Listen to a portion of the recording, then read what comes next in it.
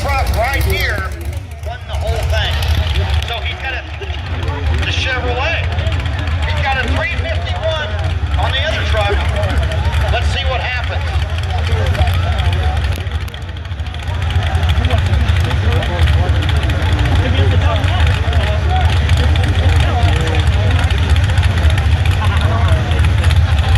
McLeod, Kansas, you got one thing to do if you're a Cool.